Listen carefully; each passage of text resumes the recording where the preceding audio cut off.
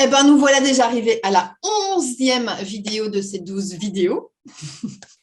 Pour rappel, en une prise, 4 trucs à faire, 4 trucs à pas faire sur les 12 thématiques principales. Oui, principales, c'est ça. Je Oui, c'est conjugue ça. bien aujourd'hui. Du marketing digital et de la com pour faire en sorte que vous fassiez, que vous skyrocketez, on crée des verbes, en ces débuts d'année scolaire. Donc aujourd'hui, la thématique, donc hier c'était le netlinking, aujourd'hui la thématique c'est les vidéos et les podcasts. Ouais. Sujet passionnant, méga chaud. Et donc on va vous partager donc 4 trucs à faire, 4 trucs à éviter absolutely pour faire des vidéos et des podcasts. Powerful. Je ne sais pas, je suis en mode franglais. Heureusement que je ne me mets pas, tant que je ne me mets pas en néerlandais, pour les Français ça devrait aller. Tout le monde a déjà entendu du Ikea un petit peu de chez, donc ça pourrait passer. Tu shootes mon cher? C'est ça, je shoot. Alors, premier tips. Il faut savoir que lorsque l'on parle de vidéo, il existe plein de plateformes de vidéo. Vous avez YouTube, mais vous avez aussi Facebook, vous avez aussi LinkedIn. Ce sont des plateformes qui vous permettent de poster des vidéos. Et bien souvent, ce que l'on fait, c'est que on poste une vidéo sur YouTube et ensuite on partage le lien YouTube sur Facebook, on partage le lien YouTube sur LinkedIn et effectivement, votre contenu va être visible. Mais, parce qu'il y a un mais, Facebook et LinkedIn ne vous aiment pas trop. Et ça, c'est dommage.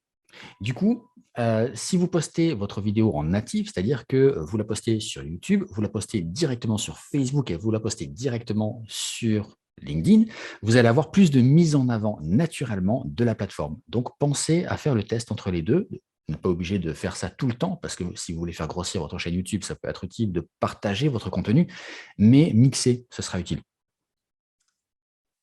Et donc, du coup, je complète ce que tu dis et je dis mon point. De toute façon, tu sais bien que je change de règle de manière régulière. Voilà. Et du coup, ça dépend de votre stratégie, évidemment. Parce que si votre objectif, c'est d'avoir un maximum de vues de votre vidéo, forcément, faites-le comme ça. Si votre objectif, c'est d'avoir un maximum d'abonnés sur votre chaîne YouTube, mettez-le sur YouTube. Simplement, vous serez pénalisé tant que vous le savez. J'ai envie de dire, vous faites encore votre shopping. Conseil peut-être un petit peu débile, mais je trouve qu'il est tellement important qu'elle n'en pense pas forcément, c'est d'avoir un micro externe. Souvent, en fait, quand on fait des vidéos, particulièrement à l'extérieur, dans des endroits bruyants ou si on est un peu loin de la caméra, qui a du recul, etc., on ne pense pas forcément à mettre un micro externe, on a tendance à faire porter sa voix, etc.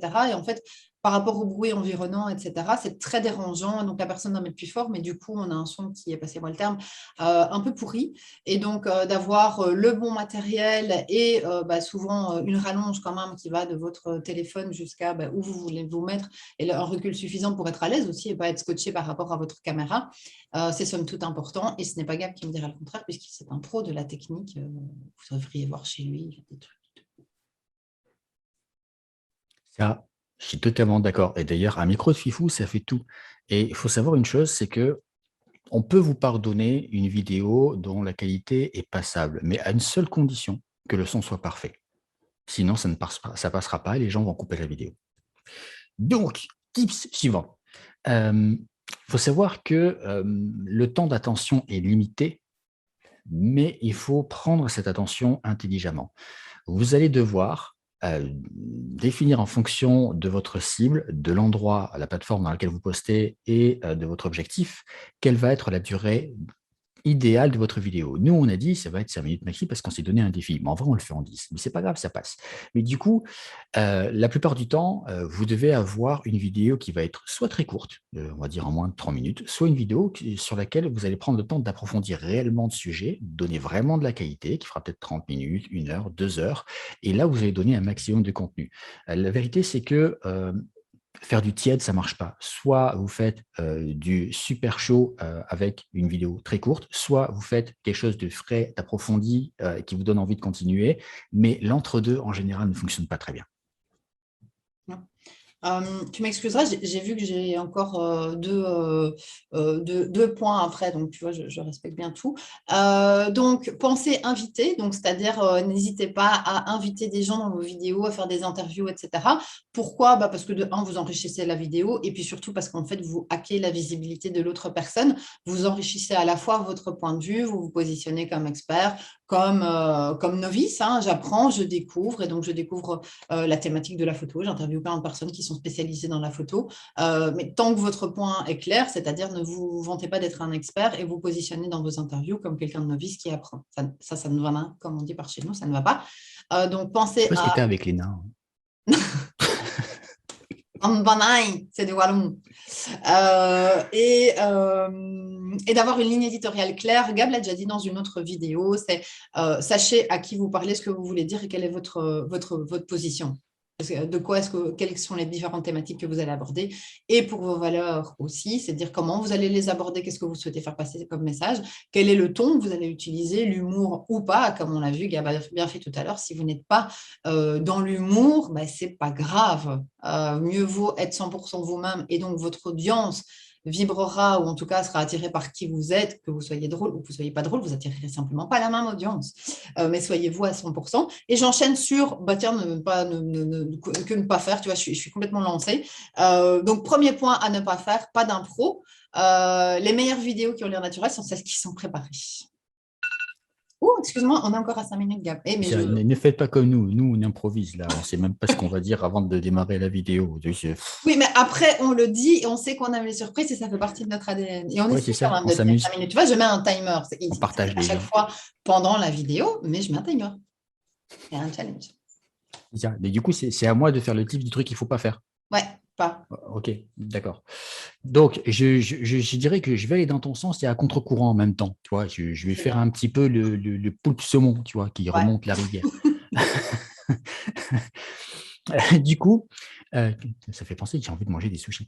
Du coup, c'est super bien de structurer votre vidéo. C'est-à-dire, vous faites une intro, vous faites le contenu, à la fin, vous faites un cliffhanger. Tout ça, c'est très bien.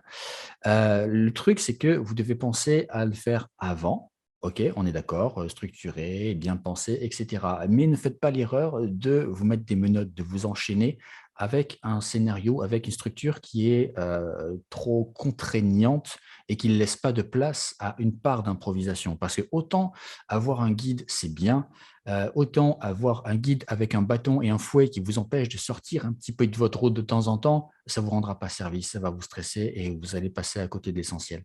Donc, prenez le temps de structurer, de vous faire 2-3 post-it et de faire, je ne sais pas, même si vous faites 10 prises, peu importe, au final, vous finirez par faire toutes vos vidéos en une prise. Quand j'ai démarré, j'étais, comment dire, comme ça, j'étais tout transpirant, je bégayais et je devais faire 10 prises pour faire une bonne vidéo. Mais maintenant, je m'en moque. Maintenant, je peux me mettre un poulpe sur la tête et parler sérieusement de n'importe quel sujet. Ça va passer parce que je suis à l'aise, parce que je me suis trompé, parce que j'ai échoué, parce que je suis passé pour un imbécile parfois sur mes vidéos. Mais alors, je m'en moque parce que l'essentiel, c'est de réussir à transmettre. Et ça, on le fera bien mieux si on ne se met pas de barrière pour y arriver. Et du coup, tu donnes un tip de ne pas faire toi aussi? Ouais. Et en fait, c'est finalement pas trop un tips de pas faire, mais ça rebondit sur ce que tu dis. C'est le côté, les gens, ils ont vécu 30, 40, 50, 60 ans sans vous, en fait. Souvent, ce qui fait qu'on bloque, qu'on n'est pas naturel ou justement qu'on se balise trop avec des scripts hyper rigides qui empêchent le naturel, en fait, c'est juste le regard des autres, c'est le quand dira-t-on, c'est qu'est-ce qu'on va penser si je fais une erreur. Les lives, n'en parlons même pas. Et à un moment donné, c'est de se dire, mais tu sais quoi, ils ont vécu 30, 40, 50, 60 ans sans moi. Si ça ne leur plaît pas, il y a un truc génial qu'on a inventé sur les vidéos, ça s'appelle une croix. Et ben, n'hésite pas à utiliser la croix pour fermer la vidéo. Et dites-vous bien qu'à partir du moment où vous faites des vidéos, des lives, des webinaires, peu importe ce que vous faites, si vous n'êtes pas prêt à accepter que vous avez grosso modo 30% de gens qui aiment vraiment ce que vous faites, 30% de ce qu'on appelle des haters, des gens qui n'aiment pas écrire, qui critiqueront, et 30%, on va dire 33, et puis pour vous voulez, et 33% qui globalement s'en foutent. Voilà, il ne faut pas faire des vidéos. L'idée, c'est de se dire, je le fais, je sais pourquoi je le fais. Il y a une phrase, je trouve, qui est tellement bien faite, enfin, moi, qui m'a beaucoup aidée, c'est de dire, mais je n'écris pas ou je ne fais pas des vidéos pour convaincre. J'écris pour que, ou je fais des vidéos, c'est le même topo, pour dire aux gens qui sont comme moi, qui ne sont pas seuls. Et à partir du moment où tu acceptes ça, à partir du moment où tu te dis, bah, bien sûr qu'il y en a qui m'enverront des messages scandalisés, bien sûr qu'il y en a qui critiqueront, mais combien de personnes est-ce que je vais aider? Et c'est ceux-là que vous devez regarder, en fait. Et les autres, bah, ça leur passera bien, en fait. C'est ça. Et il y a Ouais. des choses à savoir sur la communication qui sont extrêmement importantes. La première chose, c'est que tu n'as pas réussi tant que tu n'as pas au moins un hater. Ça, ça c'est la base de la base. Voilà, ça, il faut que tu te le dises. Ton objectif, c'est d'avoir au moins un hater. Voilà, dans la vie, il faut que tu en aies un. Et ensuite, il faut savoir que si ta communication n'est pas assez clivante, c'est-à-dire si tu ne prends pas assez position, si tu n'es pas assez toi-même, au lieu de faire en sorte que 50% des gens, 60% des gens t'aiment, tu vas en avoir que 10. Et tu vas passer à côté de beaucoup de ton potentiel, de la majorité de ton potentiel, tu pourras aider beaucoup moins de gens. Donc, il ne faut pas hésiter à avoir des haters. Plus on a de haters et plus on a de personnes qui nous aiment. C'est proportionné. Il y a un équilibre dans la vie et dans l'univers et c'est valable aussi dans votre communication. Voilà. Donc finalement, c'était pas des do's and don'ts, c'était pas voilà. Mais on s'en Ah, fout. On vous a dit des choses qui sont vraiment importantes dans votre communication. Et je pense que tant que vous pensez qu'il est question de vous, vous faites erreur. C'est qu'est-ce que vous faites passer que vous essayez d'amener. Et à partir du moment où vous avez pigé que c'est pas de vous dont il est question, mais du message que vous avez à passer, vous n'avez plus de barrière par rapport au fait de vous mettre en avant ou de crainte pour les posts, la communication, les articles. Parce que ça vous tire aux tripes, parce que ça vous passionne et parce que c'est un message que vous avez passé et c'est votre rôle et c'est pas vous et votre petite personne et je pense que ça peut vraiment vous aider. Gab, on sonne chez toi. oui, Sur ces bonnes, sur ces bonnes paroles, on se retrouve tout bientôt pour un webinaire. Comme d'hab, digitopics.com, programme digital leader, 12 thématiques de fou furieux. Et Gab, il va aller ouvrir sa porte. Et puis, de toute façon, on se dit à tout bientôt.